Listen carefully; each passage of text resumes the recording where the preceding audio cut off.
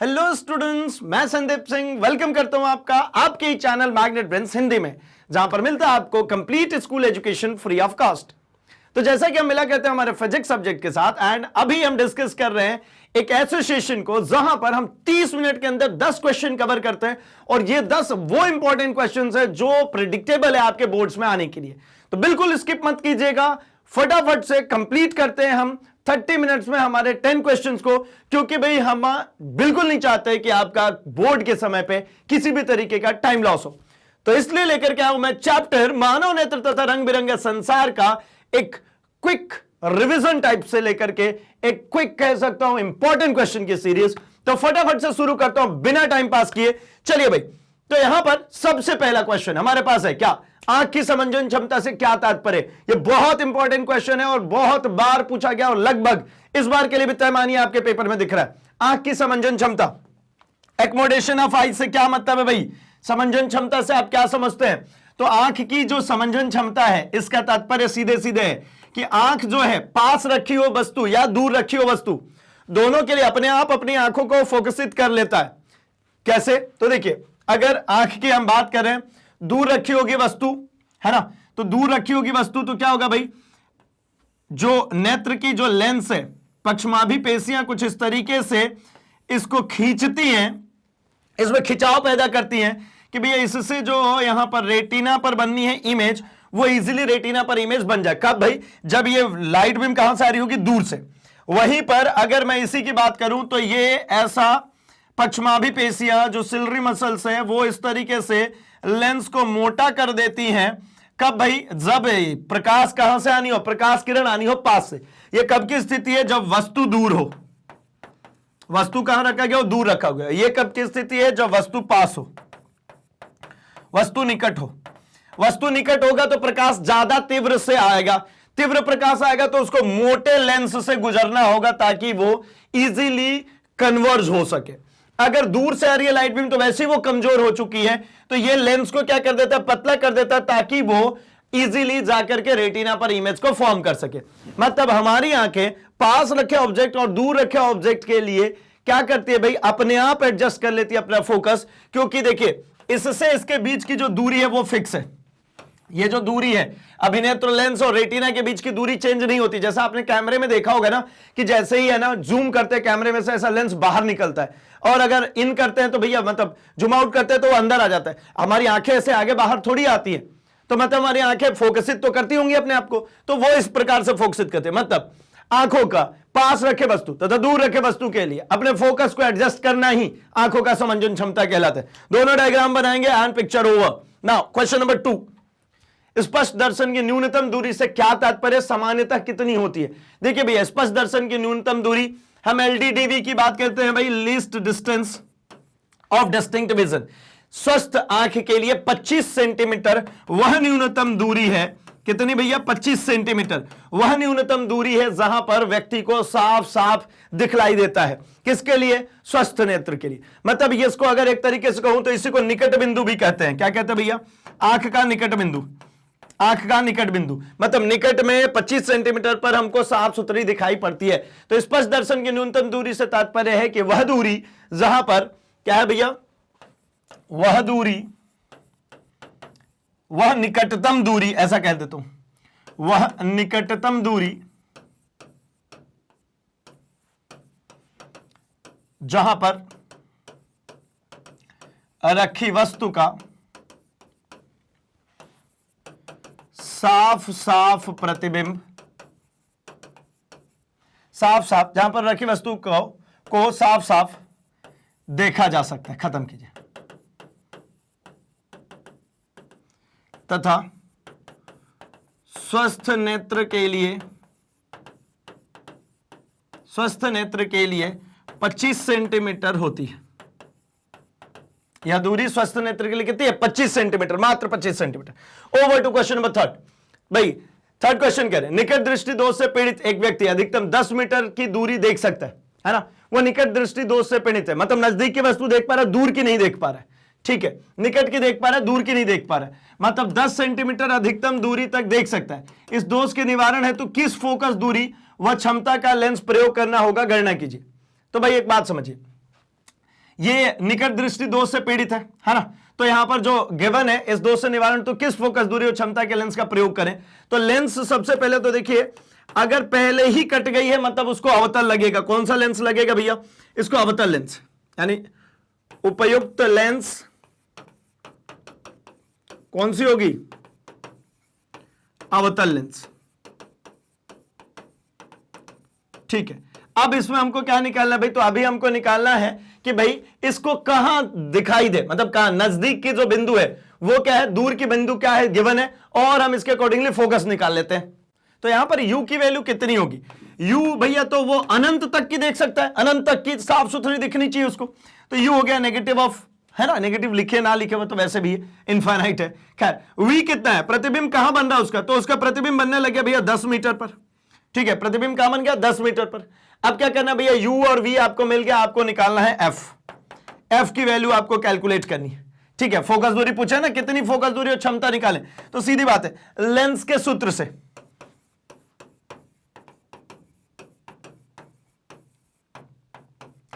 Lens के सूत्र से क्या होगा भाई? तो 1/f is equal to 1/v minus 1/u। क्या हो जाएगा? 1/f is equal to 1/v। v की वैल्यू कितनी है? -10, माइनस ऑफ 1/इनफाइनाइट। किसी के भी अपॉन में इनफाइनाइट हो उसका मतलब होता है 0। यहां पे मैं लिख दूं 1/इनफाइनाइट का अल्टीमेट मतलब कितना होता है? 0। तो ये कितना हो गया? 1/f is equal to minus of 1/10। अर्थात मैं कह लूं तो यहां पे f की वैल्यू कितनी आ गई? -10 सेंटीमीटर। सेंटीमीटर की मीटर, मीटर में गिवन है भाई, तो मीटर है ना, 10 मीटर। ठीक है, अगर सेंटीमीटर में होता तो सेंटीमीटर लिखता, मीटर में दिया है तो मीटर में लिखूंगा। तो कितना हो गया? फोकस कितनी आ गई? 10 मीटर की आ गई। मतलब उसको कितनी फोकस दूरी की? तो भैया 10 मीटर फोकस की। क्षमता कितनी होगी? तो लेंस की क्षमता, लेंस की क्षमता 1/फोकल लेंथ, तो 1/-10, 1/-10 मतलब कितना हो गया? पावर। तो भैया ये हो गया 0 माइनस पॉइंट, है ना, 0.1 डायोप्टर। यूनिट क्या होती है भैया इसकी? डायोप्टर। तो -0.1 डायोप्टर। नेगेटिव साइन यहां पर क्या शो कर रहा है भाई? नेगेटिव चिन्ह शो कर रहा है कि ये अवतल लेंस है। कौन सी लेंस है? अवतल लेंस है। क्या कारण हो रहा था भैया? तो इसके साथ में दिक्कत ये हो रही थी कि जो लाइट बीम दूर से आ रही है ना, उस लाइट बीम को ये क्या कर रहा था भाई? तो ये जाकर के मर्ज कर दे रहा था पहले ही, इसलिए निकट दृष्टि दोष थी। मैंने इसमें लगाया एक, क्या मैंने ये लगा दिया एक अवतल लेंस। जैसे मैंने अवतल लेंस लगाया, इस अवतल लेंस ने क्या किया? ये लाइट बीम को उतना डाइवर्ज कर दिया पहले ही, कितना? जितना ये कम हो रही थी, जितना ये घट रहा था उतना। तो भैया ये अब जाकर के कहां बनने लगी? ये बनने लगी रेटिना पर इमेज। हो गई बात, करेक्शन हो गई। तो कितना घट रहा था? ये घटने वाला निकाल दिया भैया, ये फोकस 10 मीटर घट रहा था। ये जो दूरी है ना, ये वाली दूरी, ये यहां से यहां तक की ये जो दूरी है ये 10 मीटर की थी। यही 10 मीटर मुझे इसको बढ़ाना था, बात खत्म हो जाती। तो खैर हमने उसको क्या कर दिया? बढ़ा दिया, बात खत्म। आगे होगी बात समझ में भाई। क्या क्वेश्चन में और पूछ रहे हैं? तो भैया पूछ रहे कौन सा प्रयोग करना पड़ेगा? गणना कीजिए। कर दिया गणना, होगी बात खत्म। ओवर। क्वेश्चन नंबर फोर्थ, दूरदृष्टि दोष क्या है? इसके उपचार किस प्रकार के लेंस से किया जाता है? ठीक है, या फिर एक व्यक्ति में चश्मे में उत्तल लेंस लगा। ध्यान रखिए कि भाई एक ही क्वेश्चन में आपको ऐसा अथवा नहीं देगा, चूंकि ये क्वेश्चन का पैटर्न है, ये क्वेश्चन का पैटर्न, इसलिए मैंने अथवा अथवा करके लिखा। नहीं तो यहां पर इसका आंसर मिल गया है ना, आपको लग रहा होगा अरे नीचे तो आंसर दिया। नहीं भैया, ये अलग अलग बोर्ड्स में अलग अलग तरीके से पूछे जा सकते हैं, इसलिए मैंने फ्रेम कर दिया। एक व्यक्ति के चश्मे में उत्तल लेंस लगा है, बताइए कि उसकी आंख में कौन सा दोष है, इस दोष का कारण बताइए। या फिर दूरदृष्टि क्या होता है? दूरदृष्टि दोष क्या होता है? तो देखिए भाई, दूरदृष्टि दोष, जो दृष्टि दोष है वहां का दिखेगा, मतलब दूर का इसको दिखने वाला है, पास का नहीं दिखेगा। कारण क्या है? दूरदृष्टि दोष में होता क्या? तो देखिए यह हम बनाते हैं एक डिफेक्टेड आईज। डिफेक्टेड आई में क्या होगा भाई? तो ये पास से कोई किरण जाएगी तो इसका जो प्रतिबिंब बनेगा ये रेटिना के पीछे बन जाएगा। मतलब ये क्या हो गया? ये दूर हो गया, है ना। ये किसके लिए हो गया भाई? निकट बिंदु के लिए। निकट बिंदु जब पास में हो तब। लेकिन यही अगर आपने कहां रखी है ऑब्जेक्ट, ऑब्जेक्ट को अगर आपने रखा हुआ है दूर, ऑब्जेक्ट कहां से रखा है? दूर। दूर होगा मतलब पैरेलल लाइट बीम्स आएंगी, पैरेलल लाइट बीम्स आएगी तो कहां पे इमेज बनेगी? ये रेटिना पे बनेगी, इसमें कोई दिक्कत नहीं है। ये किसके लिए भाई? तो ये दूर बिंदु के लिए। मतलब समस्या किसमें है? इस ऊपर वाले में। तो निवारण, इसका निवारण, इसको भैया लिखेंगे कैसे? मैं अभी आपको एक्सप्लेन कर रहा हूं, पहले डायग्राम आपको एक्सप्लेन कर दूं। निवारण कैसे होगा? तो भैया ये क्या हो रहा था? ये पहले ही कट जा रहा था। मैं बनाता हूं, देखिए यहां से जो लाइट बीम आ रही है, ये लाइट बीम क्या हो रही है भैया, जाकर के पीछे की तरफ कट कर रही है यहां पर। तो मेरे को क्या करना है, इसको पहले ही कट कराना। पहले कट करने के लिए कौन सी लेंस लगाऊं, तो मुझे एक उत्तल लेंस लगाना होगा। ये मैंने उत्तल लेंस लगा, कितनी फोकस दूरी का, ये जो पीछे इतना कट गया इतनी फोकस दूरी का। तो ये क्या करेगा, लाइट बीम को पहले ही थोड़ा थोड़ा सा मर्ज करा देगा। अब ये लाइट बीम जाकर के कहां मिल जाएगी, सीधे रेटिना पर। ये हो गया करेक्शन। तो निवारण किससे हुआ भैया, उत्तल लेंस के द्वारा। किसके जरिए हुआ, उत्तल लेंस के जरिए इसका क्या कर दिया हमने, निवारण कर दिया। मतलब समझ में आ गया कि भैया दूरदृष्टि दोष क्या है। दूरदृष्टि दोष ऐसे दोष में व्यक्ति को निकट रखे वस्तु साफ साफ दिखलाई नहीं पड़ते हैं। इस केस में निकट बिंदु पर रखे वस्तु की प्रतिबिंब रेटिना के पीछे बनती है तथा दूर रखे वस्तु को साफ साफ नेत्र देख सकता है। निकट बिंदु, इसके केस में हुआ क्या है, तो एक बात समझिए भाई, लेंस की क्षमता घट गई है। अभिनेत्र लेंस जो है, जो हमारी आंख की लेंस है, ये इसकी जो क्षमता है, इसकी क्षमता जो है ये कम हो गई है। अब कम क्षमता हो गई है तो पास से जो लाइट आएगी वो ज्यादा तीव्र आएगी, इसलिए वो पीछे चलेगी। दूर से आ रही है तो लाइट वैसे ही कमजोर हो गई, हमारी लेंस की क्षमता भी कम है, तो अल्टीमेटली जाकर रेटिना पर इमेज बनेगी। किंतु ये जब पीछे जा रही है, अब इसको मुझे कहां चाहिए, मुझे चाहिए बिल्कुल रेटिना पर इमेज करना, तो मैं एक उत्तल लेंस यूज कर लेता हूं, वो पहले ही कन्वर्ज कर देगी। बात समझ में आ गई होगी भाई। तो इन सभी क्वेश्चन का आंसर एक ही है, और हमें इससे समझ में आ गया किसके लिए भाई, हाइपरमेट्रोपिया है ना, दूरदृष्टि दोष, हाइपरमेट्रोपिया। दूरदृष्टि दोष में दूर का दिखेगा। ठीक है, आगे बढ़ता हूं, अगला क्वेश्चन भी है। अगला क्वेश्चन है भैया, निकट दृष्टि दोष किसे कहते हैं, इस दोष के क्या कारण है, एक किरण आरे खींचकर वर्णन कीजिए। इस दोष को दूर मतलब कम कैसे किया जा सकता है। अगला, निकट दृष्टि दोष से क्या तात्पर्य, इस दोष को दूर करने के लिए किस लेंस का प्रयोग करना होगा, या फिर सिंपली निकट दृष्टि दोष किसे कहते हैं। तो सीधी सिंपल सी बात, निकट दृष्टि दोष की बात हो रही है, मतलब निकट का तो दिखेगा, दूर का नहीं दिखेगा, मतलब नजदीक की क्या होगी भाई। तो देखिए, निकट का दिखेगा, ये बना देता हूं निकट का, ये नजदीक से आ रही है लाइट बीम, इसकी इमेज जाकर के यहां रेटिना पर बन गई, कोई दिक्कत परेशानी कुछ भी समस्या नहीं है। किंतु जो लाइट बीम दूर से आ रही है, ये एक लाइट बीम आ रही है भैया कहां से, दूर से आ रही है, मतलब पैरेलल टू प्रिंसिपल एक्सिस, ऐसा बना देता हूं, है ना। ये लाइट बीम कहां से आ रही है, दूर से आ रही है, तो ये क्या हो गई, ये पहले ही ये रेटिना तक पहुंचे उसके पहले ही कट गई, इसीलिए ये देखिए ये फोकस के नजदीक है, इसीलिए निकट दृष्टि दोष कहते हैं। ये अभिनेत्र लेंस से इसका जो फोकस है वो नजदीक रह गया, इसलिए निकट दृष्टि दोष। और पिछले वाले में क्या देखा था भाई, पिछले वाले में दूर दृष्टि दोष में ये दूर जा रहा था, तो इसलिए उसको क्या कहते थे, दूर दृष्टि दोष। किससे नजदीक, दूर, ये अभिनेत्र लेंस से नजदीक है तो निकट दृष्टि दोष, अभिनेत्र लेंस से दूर हो गया तो दूर दृष्टि दोष। दूर कैसे करेंगे, इसका निवारण कैसे होगा, ये किसके लिए, ऊपर वाला डायग्राम निकट बिंदु, ये ऊपर वाला डायग्राम किसके लिए, निकट बिंदु के लिए, ये किसके लिए, ये दूर बिंदु के लिए। अच्छा, अब इसका निवारण कैसे हो, तो इसका निवारण सिंपल सी बात है भैया, ये रही थी हमारी आंखें, इसमें आ गई थी दिक्कत, हमने इसमें थोड़ी सी करी है काम। क्या काम कर दूं, तो भैया ये हमने इसमें पहनाया इनको चश्मा, कौन सा, अभिसारी की अपसारी, भाई कन्वर्जेंट की डाइवर्जेंट, तो मैं कहूंगा डाइवर्जेंट, इसको अगर फैला के भेज दूं तो काम हो जाता। मतलब ये जो पहले लाइट बीम ऐसी गई थी, ये लाइट बीम पहले ही ऐसे जाकर के इंटरसेक्ट कर जा रही थी, इसलिए दिक्कत हो रही थी। अब मैंने यहां पर यूज कर लिया एक लेंस, और ये लेंस कौन सा होगा, तो ये लेंस हो जाएगा अवतल, ये निवारण है। ये डायग्राम किसका है, निवारण, कौन सा लेंस, अवतल लेंस। क्या फोकस दूरी रखो इस अवतल लेंस की, तो इसकी फोकस दूरी वही रखी है जो इतना ये कम रह गया था। तो भैया ये क्या करेगी, ये लाइट बीम को यहीं से पहले ही थोड़ा थोड़ा सा फैला के भेज दिया, अब ये जाकर के सीधे कहां बना देगी इमेज, रेटिना पर। मतलब हो गई बात खत्म, बिल्कुल जाकर के रेटिना पर हमारी इमेज बन गई। ये किसका है भाई, तो देखिए निकट दृष्टि दोष में व्यक्ति को निकट रखे वस्तु के तो प्रतिबिंब रेटिना पर बनती, मतलब निकट रखे वस्तु को साफ साफ देख सकता, किंतु दूर रखे वस्तु को वो नहीं देख सकता, दूर रखे वस्तु को नहीं देख सकता, अर्थात इसको दूर करने के लिए मुझे चाहिए एक अवतल लेंस। अवतल लेंस ने उसको क्या किया, डाइवर्ज कर दिया, डाइवर्ज कर दिया तो सीधे जाकर के कहां बन गई, और रेटिना पर इमेज बन गया। अच्छा, एक और छोटी सी बात, इसी में हुआ क्या है, इस केस में हुआ क्या है, तो इस केस में लेंस की, इस लेंस की जो क्षमता है बढ़ गई है, ये जो लेंस की है ना, इसकी क्षमता बढ़ गई है।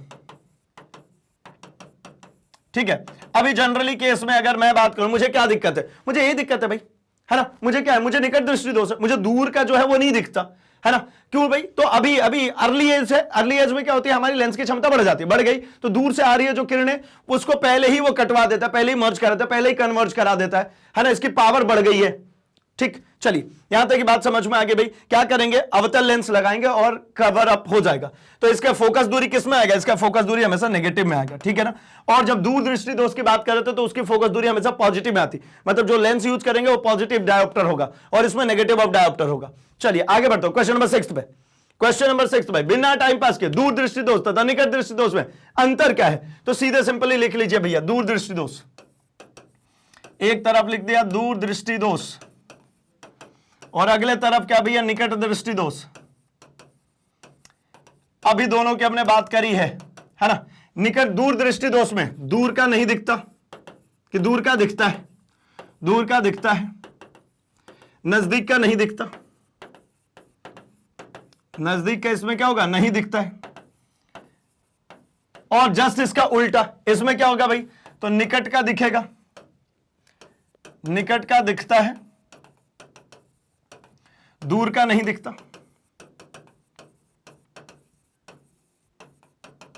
अर्थात क्या समझ में आ रहा है भाई, तो दूर का दिखता है, नजदीक का नहीं दिख रहा, नजदीक का नहीं दिख रहा मतलब निकट पॉइंट, निकट बिंदु दूर हो गया। इसका अल्टीमेट मतलब यही है, निकट बिंदु दूर हो जाता है। और इसमें क्या होगा भाई, तो इसमें दूर बिंदु जो है, जो फार पॉइंट है, जो दूर रखी चीज है वो पास आ गई है, दूर बिंदु नजदीक आ जाती है।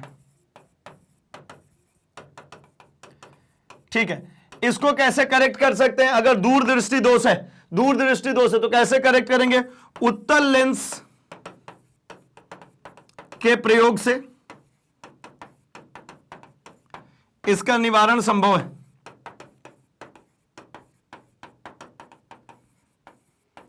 और इसमें क्या होगा भाई, तो सीधी बात है, इसमें अवतल लेंस, इसमें क्या यूज करेंगे आप, अवतल लेंस यूज करेंगे, अवतल लेंस से ये इसका निवारण हो जाएगा। इसमें जो फोकल लेंथ आएगा वो फोकल लेंथ आपकी पॉजिटिव आएगी, मतलब पावर जो आएगा वो हमेशा ही कैसा होगा, पॉजिटिव होगा।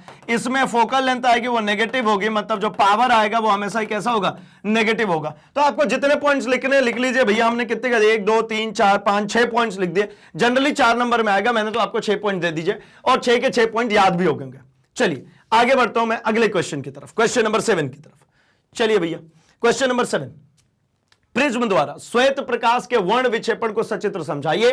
प्रिज्म द्वारा श्वेत प्रकाश के वर्ण विक्षेपण का वर्णन कीजिए, इसका नामांकित चित्र बनाइए। भैया सीधे सिंपल सी बात है, ये बहुत ही आसान सा क्वेश्चन है। सीधा ये हो गई हमारी प्रिज्म, इसमें हमको क्या करना होता है भैया, तो एक श्वेत प्रकाश, अब चूंकि मैं तो बनाऊंगा ब्लैक, है ना, मेरे पास ऑप्शन नहीं है भैया, है ना, श्वेत बनाऊंगा दिखेगी नहीं, तो ये आ गई क्या, श्वेत प्रकाश। मैं लिख तो दे दूं ना श्वेत प्रकाश, मान लो श्वेत है, दिख काला रहा है श्वेत, है ना। अपन वैसे भी साइंस के ठहरे, अपन तो कुछ भी मान सकते हैं। चलिए, तो ये क्या होती है भैया, जैसे ही इसमें जाएगी ये अपने वर्णों में विभक्त होना शुरू हो जाती है, ऊपर लाल नीचे बैंगनी, और यहां के बाद भी निकलेगी तो ये बैंगनी निकल गई, ऊपर से ये जो निकलेगी ये लाल रंग निकल गई। और यहां से मैं अगर सभी कलर्स के नाम लिखूं तो ये है वायलेट, सॉरी बैंगनी है तो बैंगनी से ही लिखूं, ये हो गया हमारा बैंगनी और ऊपर हो गया लाल। और इनके बीच में अब आप बनाएंगे, है ना, मैं तो बस ऐसे जस्ट ड्रॉ कर दे रहा हूं, इसके बीच में बहुत सारे कलर्स ऐसे आते जाएंगे, ठीक है ना। तो अगर मैं इन सभी कलर्स के नाम लिखूं तो नीचे से ऊपर की तरफ यहां से अगर लिखूं तो क्या होता है भाई, VIBGYOR, मतलब क्या हो गया, ऊपर रेड मतलब लाल, ओ मतलब क्या भैया, तो नारंगी, येलो मतलब क्या होता है भैया, पीला, ग्रीन मतलब हरा, ब्लू मतलब नीला, है ना, इंडिगो मतलब जामुनी, एंड वायलेट मतलब क्या भैया, बैंगनी। तो हिंदी में भी एक बनता है हमारा शॉर्ट फॉर्म यहां पे एक जिंगल, ठीक है, वैसे तो इसका जिंगल है क्या, विबग्योर, ठीक है, हिंदी में भी एक जिंगल बनता है भाई क्या, बैजानी ह पीनाला, ऐसा याद रखते हैं, बैजानी ह पीनाला, नीचे से ऊपर, सबसे नीचे बैंगनी, ऊपर कौन, लाल। अब कह रहे भैया कि वर्ण विक्षेपण को सचित्र, ये तो वर्ण विक्षेपण को हमने सचित्र बनाया, इसके बीच में सारे डायग्राम सारे कलर्स बनाएंगे भाई, है ना, क्योंकि अभी ये पूरे कलर्स आपको विजिबल हो नहीं सकेंगे, इसलिए मैं सिर्फ और सिर्फ ऐसे ड्रॉ कर देता हूं। ये पूरे 7 के 7 वर्ण इसके बीच में आप बनाएंगे, पूरे 7 वर्ण आते। तो इसका वर्णन क्या होगा भाई, तो प्रकाश किरण का, श्वेत प्रकाश का प्रिज्म से गुजरने के बाद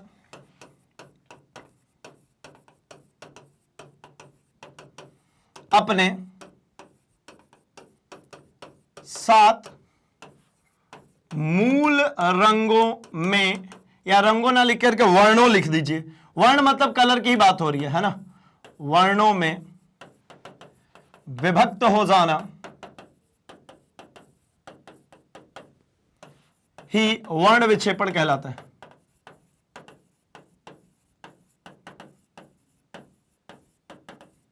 इसके नीचे हमने ये डायग्राम बना दिया और इसके साथ साथ क्या डिस्क्राइब कर देंगे भाई, ऐसा हो क्यों रहा है, क्योंकि प्रकाश की चाल माध्यम में अलग अलग होती है, मतलब अलग अलग वर्णों की चाल अलग अलग माध्यम में अलग अलग होती है। लाल की चाल इसमें अलग है और बैंगनी की अलग है, इस कारण से ये क्या हो गए, अलग अलग हो गए। क्यों? क्योंकि इनका तरंग दैर्ध्य अलग होता है, लाल रंग का तरंग दैर्ध्य ज्यादा, बैंगनी का कम। लाल का इसका तरंग दैर्ध्य, देखिए इस पे क्वेश्चन हो सकता है, मैं इसलिए लिख दे रहा हूं, इसका तरंग दैर्ध्य ज्यादा होता है और बैंगनी का तरंग दैर्ध्य क्या होगा, तरंग दैर्ध्य कम।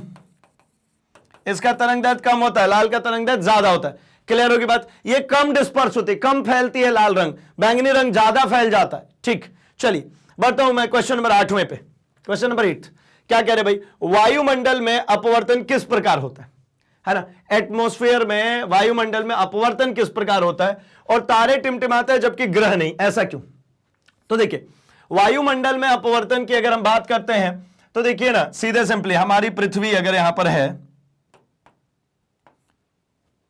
ये हो गई हमारी पृथ्वी, तो पृथ्वी के चारों तरफ गैसीय आवरण है। क्या है भाई, ऐसे गैसीय आवरण है। अब वायुमंडलीय अपवर्तन का सीधा सिंपल सा कारण है भाई क्या, तो मैं दो एक लेयर में बना के सिखा दूं आपको। तो आप ये समझिए, मान लीजिए यहां पर एक स्टार है, यहां से एक लाइट बीम चली, ये चली, यहां जब आएगी तो क्या होगी भाई, यहां पर क्या बनेगा, तो ऊपर का माध्यम आपको दिख रहा है, कैसा दिखेगा भैया, ऊपर से आ रही है तो विरल है। जैसे ही गैसीय माध्यम में घुसेगी, मतलब किधर घुसती जा रही है, सघन की तरफ। जैसे जैसे नीचे की तरफ आते जाएंगे घनत्व तो बढ़ता जाएगा, डेंसिटी बढ़ती जाएगी, ज्यादा घना होता जाएगा। तो घनत्व तो नीचे की तरफ बढ़ रहा है, मतलब विरल से सघन की तरफ आ रही है, तो ये अभिलंब की ओर मुड़ती जाएगी, ये मुड़ गई, फिर यहां पर आएगी तो फिर से मुड़ जाएगी। अच्छा, रास्ते में भी मुड़ गई भाई, ऐसा नहीं है ना, यहां से एक बार थोड़ा सा पेंसिल से बनाएंगे तो आपको दिखेगा, यहां से ये सीधे मुड़ गई, फिर यहां पे आएगी, फिर से ये मुड़ जाएगी। अब यहां पे कोई व्यूअर हो यहां पर, तो इसको क्या दिखेगा, इसको तो दिखेगी कि ये प्रकाश यहां से नहीं, इसी सीधी रेखा में यहां से आ रही है, इसी की सीधी रेखा में यहां से आ रही है, मतलब तारे का एक्चुअल पोजीशन ये दिखेगा इसको। ये असल में तारा यहां पर है लेकिन दिखे यहां पर है, तो मतलब ये क्या हो गया भाई, ये इसकी आभासी स्थिति होगी। ये तारे की एक्चुअल पोजीशन है क्या, नहीं, तो ये तारे का आभासी स्थिति, ये आभासी स्थिति।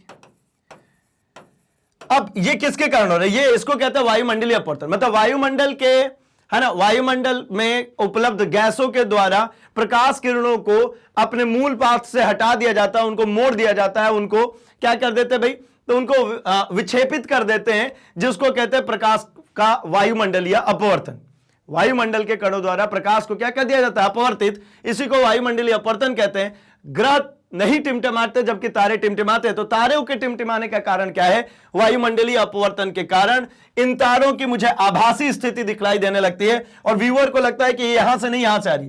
फिर थोड़ी देर बाद वायुमंडलीय अपवर्तन के कारण इसकी पोजीशन यहां दिखेगी, फिर थोड़ी देर बाद यहां भी दिखेगी, तो मतलब इसको कभी भी इसकी एक्चुअल पोजीशन दिखेगी नहीं, कभी यहां कभी यहां कभी यहां, वही आसपास में। तो ऐसा लगेगा कुछ बंद हो रहा है फिर चालू हो रहा है, बंद हो रहा है चालू हो रहा है। That is called twinkling of star, that is called भाई तारों का टिमटिमाना। ग्रह क्यों नहीं टिमटिमाते, तो ग्रह कंपैरेटिवली इतना ज्यादा दूर नहीं है, ग्रह हमसे बहुत पास में है, और दूसरा तारों के पास अपना प्रकाश है लेकिन ग्रह के पास में अपना प्रकाश नहीं है, तो इस कारण से ग्रह नहीं टिमटिमाते और तारे हमको टिमटिमाते हुए दिख जाते। Over to question number 9। यहां पे कह रहे हैं कि सूर्योदय तथा सूर्यास्त के समय सूर्य के रक्ताभ प्रतीत होने का स्पष्टीकरण हम किस प्रकार से कर सकते हैं, मतलब अगर हम सूर्योदय की बात कर रहे हैं, है ना, सनराइज की बात कर रहे हो, सनसेट की बात कर रहे हैं, तो उस समय लाल होना किस प्रकार से प्रदर्शित कर सकते हैं और दोपहर में क्यों नहीं होता।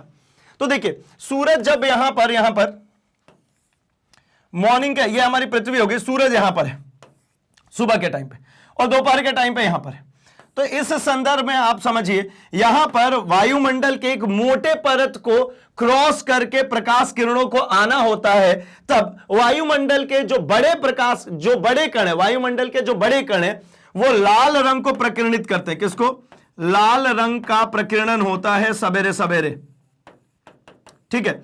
इसके कारण से ये सुबह के समय और सिमिलरली शाम के समय भी, अगर इसी प्रकार से मैं कहूं तो यहां पर शाम हो रही होगी, तो शाम के समय और सुबह के समय वायुमंडल के मोटी परतों द्वारा प्रकाश की किरण आती है और उस समय वायुमंडल के बड़े कणों द्वारा लाल रंग को प्रकीर्णित कर दिया जाता है। इसलिए इस समय कैसा दिखता है? रक्ताभ।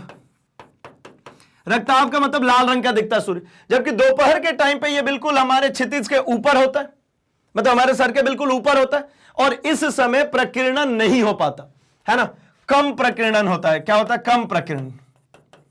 अब कम प्रकीर्णन होगा, इसका सीधा मतलब है कैसी प्रकाश पहुंच जाएगी? श्वेत प्रकाश हमारे पास पहुंच जाएगी। इसलिए दोपहर के टाइम पे ज्यादा शाइनी दिखता है सूरज और कैसा दिखता है भैया? श्वेत, है ना। और जब हमको ज्यादा ब्राइटनेस दिखती है, जब बहुत ज्यादा ब्राइटनेस दिखती है तो हमें कलर कौन सा दिखता है भाई? हमें उस समय कलर दिखने लग जाता है येलो।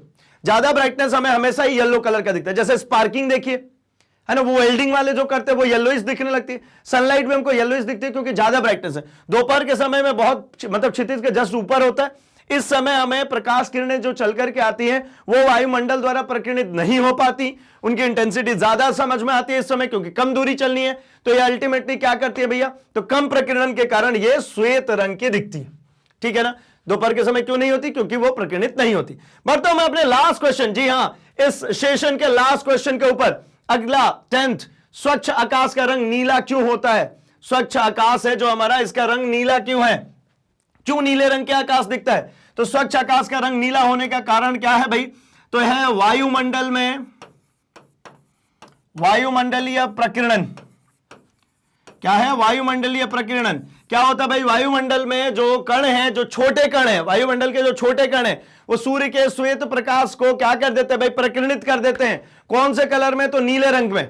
और बाकी रंगों के क्या करते हैं? अवशोषित कर लेते हैं। सिर्फ और सिर्फ नीले रंग को प्रकीर्णित करके बाकी रंगों को अवशोषित करते हैं। सिर्फ नीला ही नहीं है, एक्चुअली नीला और बैंगनी का मिक्स समझ लीजिए, नीला और बैंगनी का मिक्स होता है बेसिकली, है ना। तो ये इस रंग को प्रकीर्णित करने के कारण आसमान का जो रंग है वो हमको कैसा दिखलाई पड़ता है भाई? वो हमको नीला दिखलाई पड़ता है। अदरवाइज अगर एस्ट्रोनॉट की बात करें, अगर हम बात करते हैं किसी अंतरिक्ष यात्री की जो कि हमारे भाई ऐसा कह लीजिए कि हमारे वायुमंडलीय क्षेत्र से जो ऊपर चला गया, उसको आसमान का रंग नीला नहीं दिखलाई देता, उसको आसमान का रंग काला दिखाई देता है। कारण वायुमंडल नहीं है, प्रकीर्णन होगा नहीं, प्रकीर्णन नहीं होगा तो प्रकाश नहीं दिख सकता।